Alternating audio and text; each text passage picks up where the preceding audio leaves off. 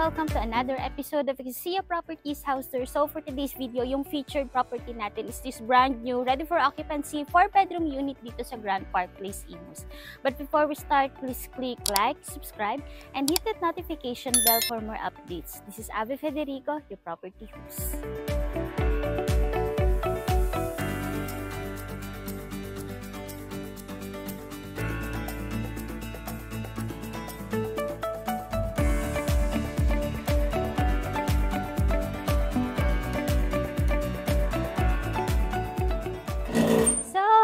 Yung total lot area ng property na to is 150 square meters and then yung floor niya is 201. So upon entering, ito yung ating gate.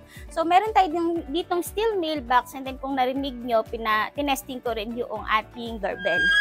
So yan, close ko lang. Dun sa kabuuan ng 150 square meters is may fence and gate siya. So this unit is single attached since naka-attach yung ating firewall.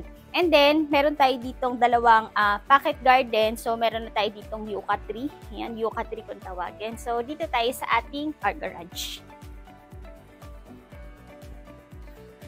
So, dito yung ating car garage or carport area. So, this is provision for 2 cars. And then, as you can see, yan, spacious naman siya and naka-pebble tile yung ginamit dito sa flooring.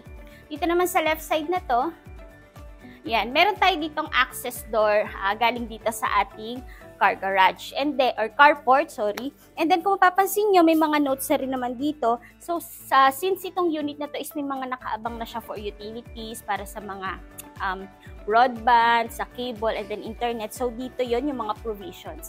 So punta naman tayo sa left side ng bahay. Dito naman sa left side ng bahay, as you can see, this is more or less 2 meters wide yung easement. And meron tayo dito na ito yung ating lanay, ito yung ating sliding door to lanay. Ayan siya. And punta naman tayo dito.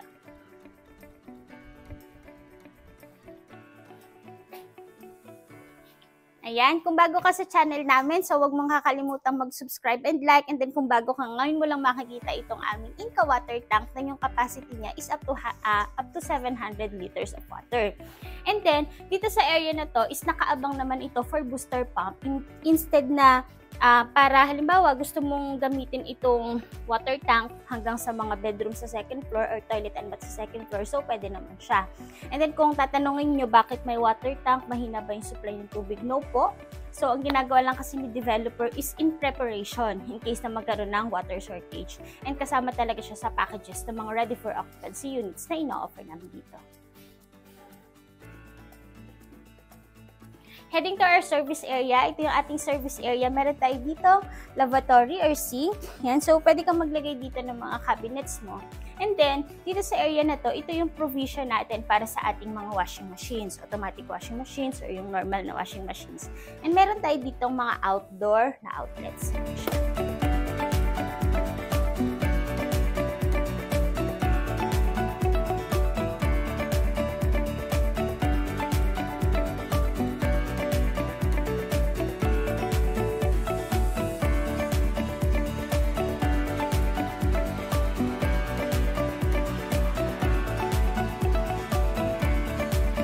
Welcome naman sa interior ng unit natin. So, upon entering, yung wood na ginamit sa ating main door is solid wood siya.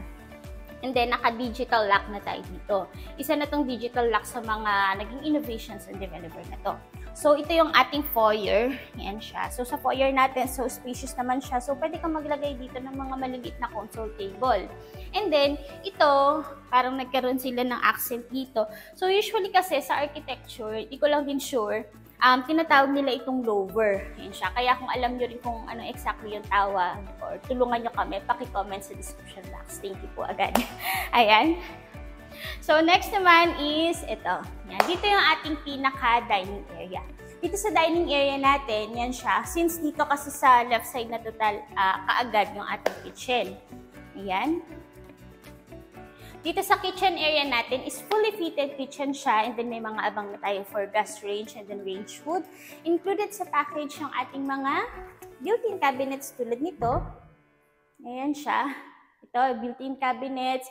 And then, meron tayo dito, ayan, ito siya, fitted cabinet sink. Ayan siya, stainless na fitted cabinet sinks. Yan, isa yan sa magagandang qualities.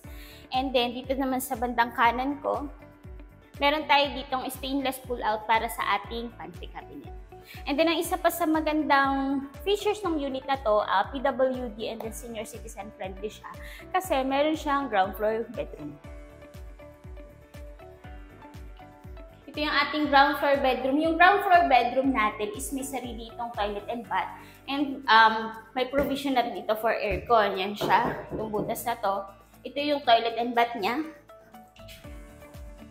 And sa toilet and bath naman po is flush and toilet with bidet. Meron tayo dito ang handheld shower. And then, nasa almost floor to ceiling yung tiles na ginamit. And then, yung mga toilet and bath dito sa unit na to is mga nakaabang na siya for water heater.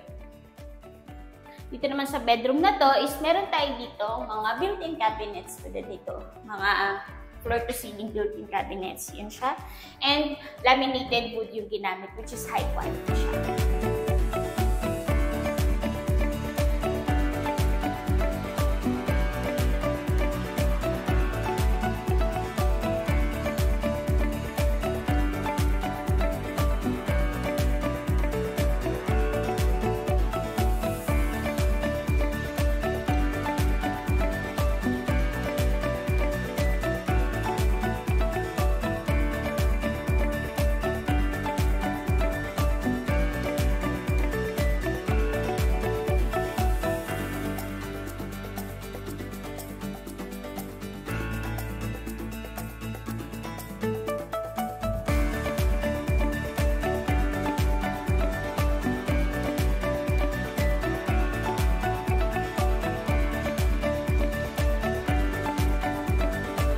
After natin sa ating ground floor bedroom, dito naman sa side na to, since matatanong nyo, nasa yung living area, so ito yung ating living area. Dito sa living area natin is nakaabang ito for split type aircon. And then, ang maganda dito rin yung access papunta sa ating lanay. Ayan siya. So, makikita mo talaga na yung unit is well ventilated siya since directly papasok yung hangin sa unit. Ayan, nandiyan yung mga abang natin for cables, outlets, dito siya. And then, meron pa itong powder room. Ayan, dito sa ating powder room, so meron tayong imported na freestanding sink, and then naka-flush yung toilet, and then with bidet. Tapos meron na rin tayong mirror na ginamit, which is copper-free yung ginamit. Ibig sabihin, copper-free, mas matibay siya kumpara dun sa mga regular na mirrors na ginagamit natin. And bago tayo umakyat sa second floor, so review ko muna ano bang nandito sa ground floor. So meron tayong 2 carports, may foyer tayo, dining area, kitchen, living area, may isa tayong bedroom, and then powder room. And then also, meron tayo dito na storage area. Ayan. So, may storage area pa tayo since maximize talaga yung ilalim ng hagdan na to. Kasi sa ibang units kasi, medyo nagiging idle or kumbaga bakante yung ilalim ng mga hagdan. So, para sa unit na to is naglagay ng cabinet. So, tara na second floor.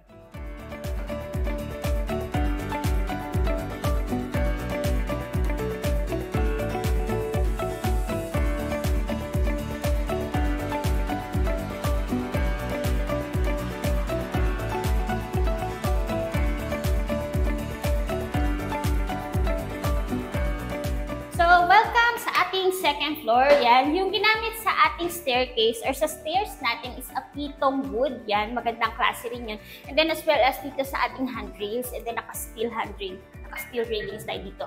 Kung mapapansin nyo, dito sa second floor is ang laki ng bintana. Ayan, so directly pumapasok yung natural sunlight. Kaya sa ngayon, hindi pa kami gumagamit dito ng mga ilaw. So una kong ipapakita sa inyo yung first bedroom dito sa second floor.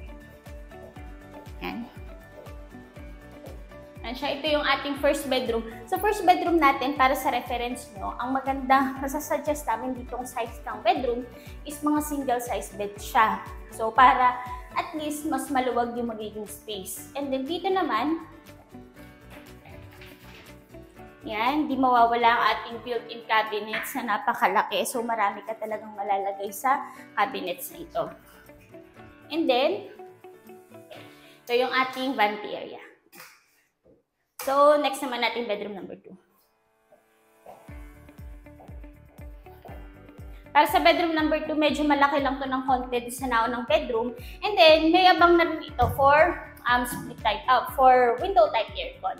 Please take note lang na para sa ating living area, so nakaabang yun for split type.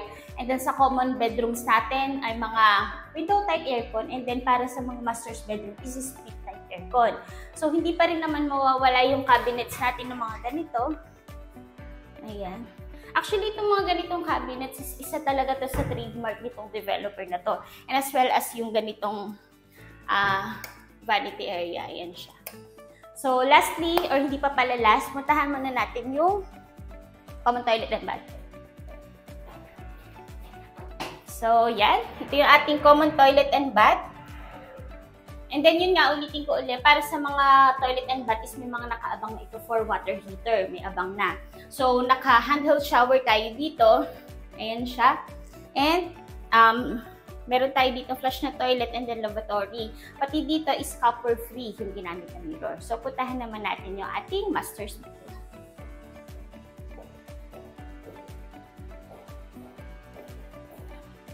Ito yung ating master's bedroom. So, sa master's bedroom natin, kaya to hanggang queen size bed. Yan siya. May mga screens na rin naman. Yung ginamit din nga pala na flooring dito is wood plank siya. Yan siya. Tapos ang ganda, ang minimalist type tingnan. Tapos dito naman tayo sa master's toilet and bath. Para sa master's toilet and bath natin is floor to ceiling siya. And floor to ceiling tiles and then complete set of fixtures. Meron tayo dito na bathtub, which is yung bathtub is pinapasadya pa talaga siya ng developer. So, pinapa-customize siya. Meron tayo ditong lavatory, naka-flush yung toilet with bidet, and meron tayo ditong glass shower enclosure. Yan siya. Sa glass shower enclosure natin is meron tayo ditong wall niche as well as dito sa side na to.